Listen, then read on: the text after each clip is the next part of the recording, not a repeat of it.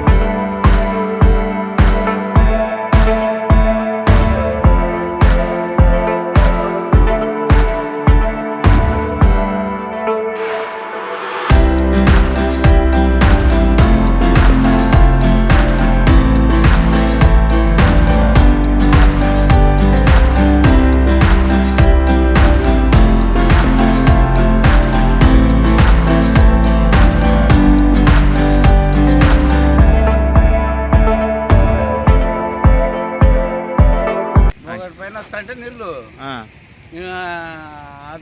రోడ్డే కదా అని వచ్చినాను. ఇంజన్లోకి నీళ్ళు పోయి ఆగాయి. అవునా? ఎన్ని గంటల సమయము? అంతా 5:30. ఏం పేరు నీ పేరు? మస్తన్నయ్య.